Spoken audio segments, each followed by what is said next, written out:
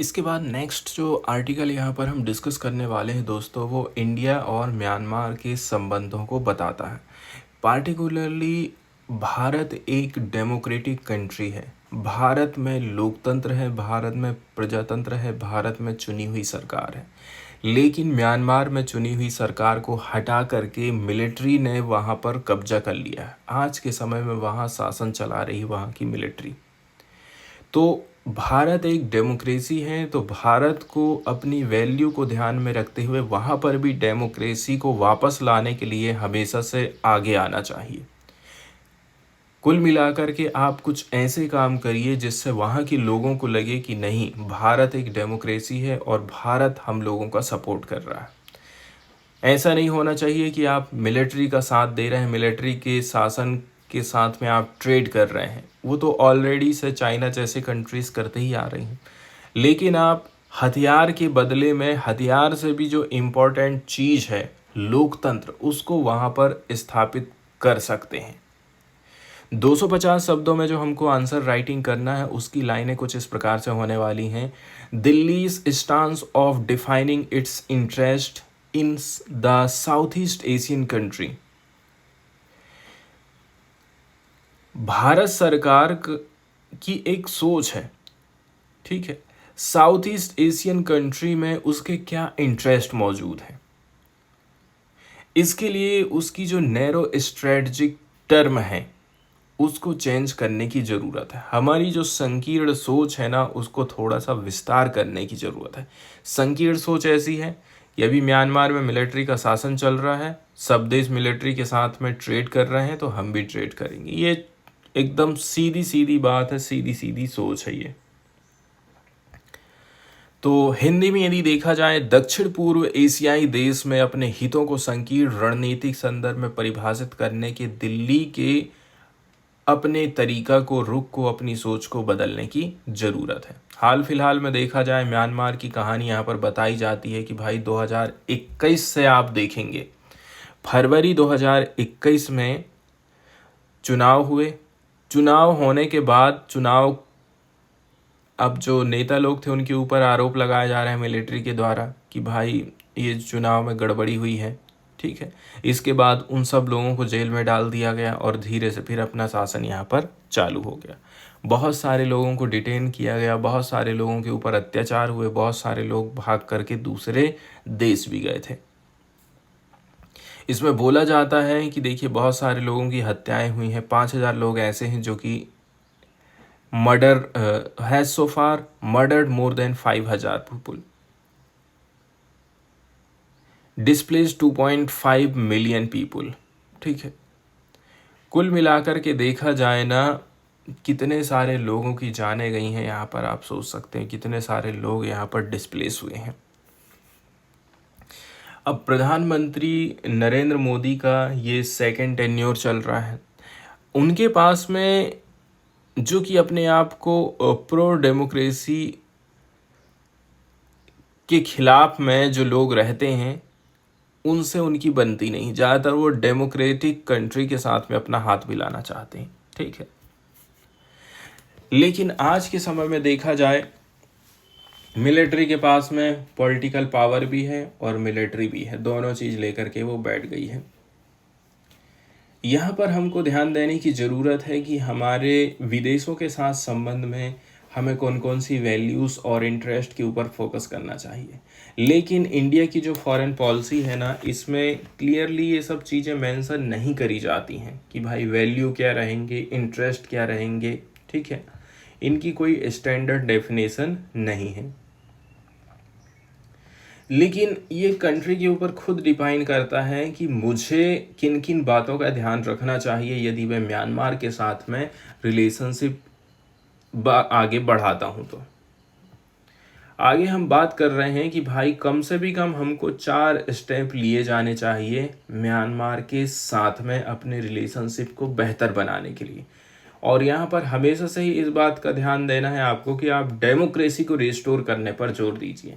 पहले नंबर की बात यह है, use our credential as the largest federal democracy. सबसे पहली बात, मन में हमेशा ये ध्यान रखें कि हम दुनिया की सबसे बड़ी डेमोक्रेसी हैं। उस हिसाब से डेमोक्रेसी को सपोर्ट करती है, इस बात का आपको विशेष ध्यान रखना है।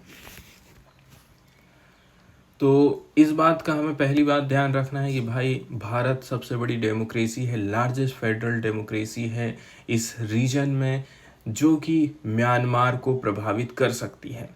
लंबे समय से देखा जाए म्यांमार डेमोक्रेसी को ख़त्म करने की कोशिश कर रहा है। वहाँ के जो पॉलिटिकल एलाइट्स हैं उनको जेल में डाला जा रहा है, जो सिविल सोसाइटी है उनको दबाया जा रहा है। तो वो लोग इंडिया की तरफ में देख रहे हैं, क्योंकि इंडिया एक मॉडल के तौर पर उभर रहा है। अभी हाल फिलहाल में फिर से एक नई सरकार स्थापित हुई है और काफ़ी शांति तरीके से पावर का ट्रांसमिशन हुआ है। आज के समय में देखा जाए हमें जो डेमोक्रेटिक रेजिस्टेंस देखने को मिल रहा है म्यांमार में, ठीक है, इसको लीड कर रहे हैं नेशनल यूनिटी गवर्नमेंट। तो यहाँ पर आप देखेंगे ना, डजन्स ऑफ एथनिक रिवोल्यूशनरी जो ऑर्गेनाइजेशन है, सिविल सोसाइटी ऑर्गेनाइजेशन है, ट्रेड यूनियन है, इन्होंने कोशिश करी थी कि हम एक पैरेलल शासन चलाएंगे, मिलिट्री को रिप्लेस कर देंगे, ठीक है। मिलिट्री ड्राफ्टेड 2008 कॉन्स्टिट्यूशन को एक फेडरल कॉन्स्टिट्यूशन के माध्यम से। आगे हम बात कर रहे हैं कि जो वीपन की सेल हम करते हैं म्यांमार मिलिट्री को, वो हमें हाल्ट कर देना चाहिए। यदि हम एक एडवोकेसी ग्रुप के हिसाब से देखें, जस्टिस फॉर म्यांमार, इंडिया की जो स्टेट आउंड मिलिट्री हार्डवेयर मैन्युफैक्चरर्स हैं, मतलब इसमें सरकारी कंपनियां शामिल हैं, इन्होंने बहुत सारे non lethal and semi lethal equipment भेजे हैं मिलिट्री को 2021 में, जब से उसका शासन चल रहा है। साथ ही साथ जो एयरफोर्स है उसने ट्रांसफ़र किया है पैकेज विच हैड 52 आइटम। तो आप सोच लीजिए, आप मिलिट्री को भेज रहे हैं और मिलिट्री इसका इस्तेमाल अपने सिविलियन के ऊपर कर रही है।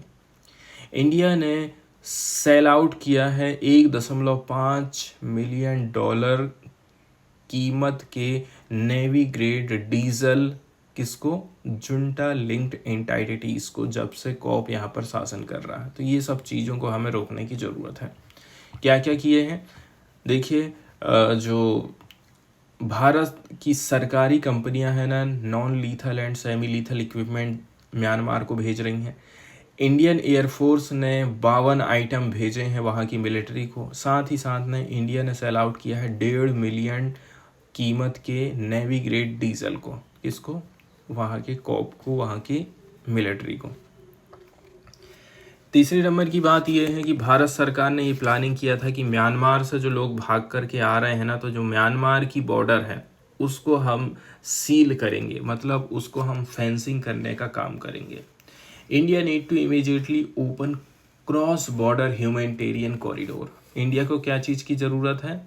जो क्रॉस बॉर्डर ह्यूमैनिटेरियन कॉरिडोर है उसको ओपन करने की ज़रूरत है। ये एरिया कौन कौन से हैं? ये एरिया हैं जैसे कि Sagaing region, Chin state region and northern Rakhine state. Northern Rakhine state, इन सब के ऊपर आपको फोकस करने की ज़रूरत है कि ये जो बॉर्डर एरिया है इनके ऊपर आप थोड़ा सा फोकस करिए। यहाँ कहीं पर यदि मानवीय सहायता हो सकती है तो वो प्रोवाइड करना है।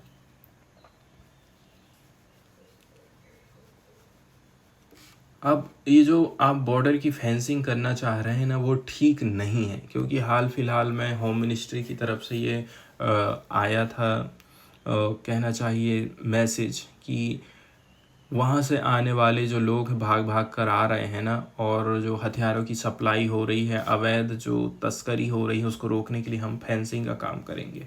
ये यूनियन होम मिनिस्ट्री की तरफ से आया था।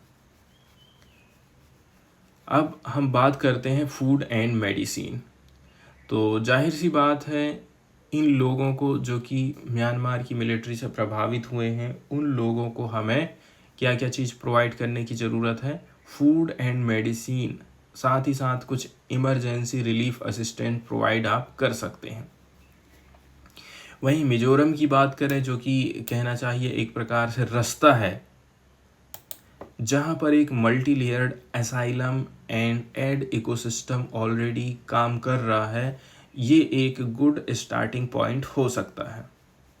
साथ ही साथ इंडिया को local and international non governmental organization के साथ में मिलकर के काम करने की ज़रूरत है।